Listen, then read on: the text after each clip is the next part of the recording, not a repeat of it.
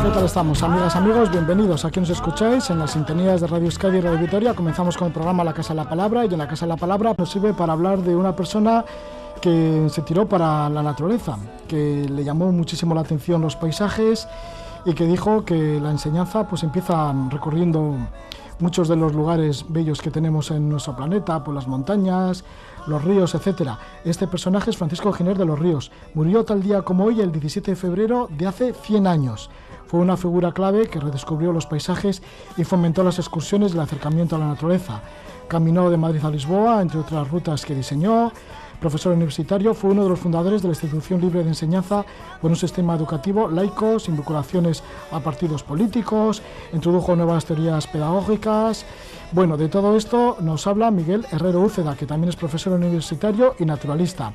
Miguel, buenas tardes. Hola, muy buenas tardes.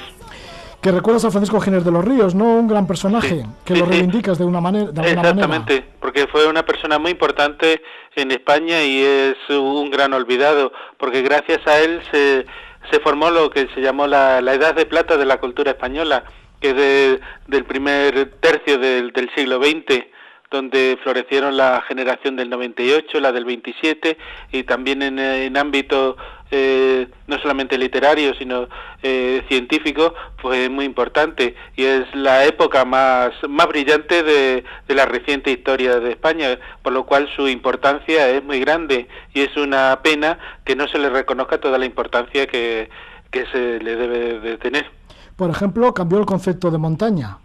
Sí, antiguamente las montañas pues se veía como una muralla que era un sitio infranqueable, entonces bueno, pues era un sitio peligroso, lleno de bandidos y que había que evitarlo a toda costa. Y él acercó la montaña a la ciudad, organizó expediciones y entonces hizo que se viera con otro aspecto. Y además era introducir también la naturaleza, las excursiones en los hábitos de las personas que estaban muy alejados de lo que es la naturaleza. Y entonces, bueno, pues si se ve la obra literaria, por ejemplo, la importancia que tuvo el acercamiento en la generación del 98, donde se habla del paisaje, pues anteriormente en la literatura española el paisaje apenas era un telón de fondo, no se hablaba. Sin embargo, ya aparece en todos los sitios, ya existe una vinculación con la tierra y se empieza a valorar pues todo lo que tenemos a nuestro alrededor. Sí, él tuvo relación, por ejemplo, con Manuel Machado, con Unamuno mismamente, y sí. Fíjate, tanto Machado como Unamuno pues también en sus escritos añoran el paisaje, le dan muchísima importancia al paisaje. Hasta entonces no tanto, ¿verdad? Sí, Antonio Machado, el paisaje, sus libros más importantes, el Campo de Castilla, pues es el campo realmente quien habla, y a través de él habla de sus sentimientos, pero lo plasma en el paisaje, y lo mismo con Azorín y con tantos otros. Él lo que hizo fue, tenía una idea de regenerar, y entonces había que empezar por el principio, por la educación, por la enseñanza, y eso lo valoró mucho, y a partir de ahí fundó la Institución Libre de Enseñanza, que era un medio que no tenía ni la tutela de la Iglesia, ni tenía que ver con intereses de partido, era totalmente independiente, y eso era lo que quería ser, un sistema de enseñanza laico e independiente. Introdujo muchas teorías pedagógicas que entonces eran novedosas en España, y bueno, pues formó una serie de personas que formaron toda esta generación que fue tan importante. Aseguraba que un día de campo vale mucho más que un día de clase. Sí, exactamente. Para él el estar enraizado en la tierra era muy importante, y entonces bueno, pues todo lo que son experiencias, salir al campo, los laboratorios, pues todo lo que iba bueno, que hasta entonces la enseñanza pues era algo muy rígido, muy tedioso, la letra con sangre entra, como decían antiguamente, y aprender las cosas de memoria. No, y es lo que hacía todo de una forma más natural, más intuitiva, y que la gente pues disfrutara con la enseñanza, con la cultura, y no solamente en el ámbito de enseñanza, sino ya extendido a toda la sociedad, porque a la sombra de esta institución, que fue muy importante y tuvo mucha proyección, tanto nacional como internacional, pues se crearon otras instituciones como la Junta de Ampliación de Estudios, que era pues seguir la investigación, y ahí estuvo lo regía Juan Ramón Jiménez, y la residencia de estudiantes, bueno, porque toda esta serie de instituciones pues fomentaron un caldo de cultivo, y entonces las personas que tenían un poco de iniciativa pues empezaban a florecer, y así es como surgen las generaciones. Dice, bueno, ¿y por qué surge la generación del 98? ¿Es que entonces eran la gente más listas que ahora? No, es que simplemente había un caldo de cultivo, y eso es lo que deben de hacer las administraciones y toda la gente que tenga alguna responsabilidad en el sistema educativo, que es favorecer que haya un caldo de cultivo para las personas que tengan iniciativa, pues puedan progresar, no tengan que irse ni al extranjero ni buscarse otros medios, no, simplemente es saber que lo que están haciendo tiene un valor y concedérselo. Y eso es el mérito que hay que reseñar a Francisco Ginés de los Ríos, que organizó toda una revolución pedagógica, que gracias a él pues se consiguieron unos niveles intelectuales en nuestro país que nunca antes la había tenido. La residencia de estudiantes que nombras, ¿no? Sí, exactamente. Que figuraban como residentes o visitantes asiduos, por ejemplo, Federico García Lorca, Rafael Alberti, Jorge Guillén, Gerardo de Diego.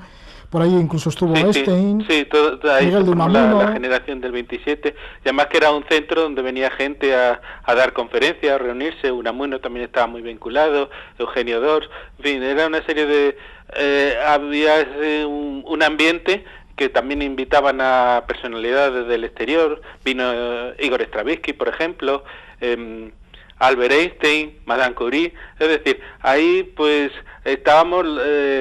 entonces aquella institución pues estaba en la cima, no solamente a nivel nacional sino internacional, de lo que es la cultura, la ciencia y la investigación. Todos ellos tenían una ideología republicana. ¿Qué sucedió con todo aquello? Sí, para la República era muy importante la enseñanza, entonces muchos de la gente que tuvo la República pues está muy vinculado con la institución libre de enseñanza, y eso fue también una cosa muy negativa para el siguiente régimen, porque después, cuando empezó la guerra civil, pues lo que querían era ser todo lo contrario, y por ejemplo dar donde más dolía la República. Por ejemplo, las primeras bombas que cayeron en Madrid, una fue en el Museo del Prado y otra fue hacia la Biblioteca Nacional, con lo cual ya se podía ver cuál era su programa cultural, y la actividad de la institución libre de enseñanza y todos los organismos que estaban que habían crecido a su sombra, el Instituto Escuela, en fin, una serie de instituciones, pues todo eso ya fueron proscritos y olvidados. Pues... Y eso es lamentablemente lo que ha pasado, que tenemos que recuperar eso forma parte de la memoria histórica, recuperar a todas esas instituciones, todo ese nivel cultural, todas esas inquietudes para poder seguir progresando como país.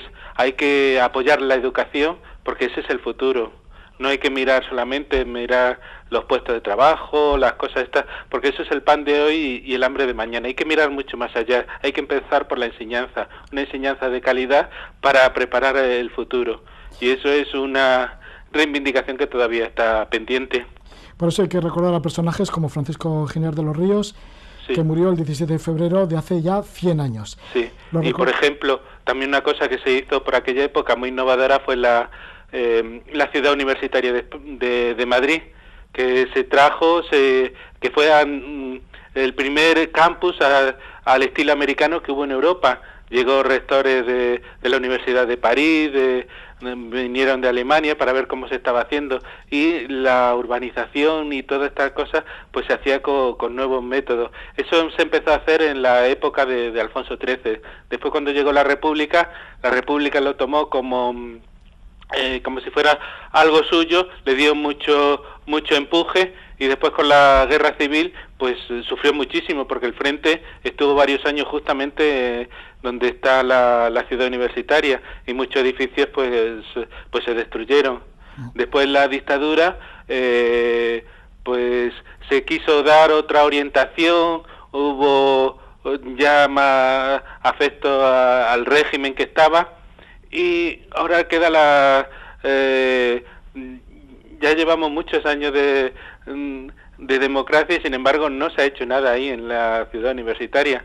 Ahí se ha dejado haciendo como parches, y necesitamos reivindicar personajes como Ginés de los Ríos para revitalizar todo lo que es la investigación, la cultura y el desarrollo. Pues muchas gracias por recordarnos a Francisco Ginés de los Ríos. Lo hace Miguel Herrero Úceda, profesor universitario, naturalista, autor de libros como El alma de los árboles, del cual ya hablamos en otra ocasión en este programa. Muchas gracias, que vaya bien. Muchas gracias vosotros. Gracias, Miguel. मेरा मन उछला तो अंबर की कोली भर के चिप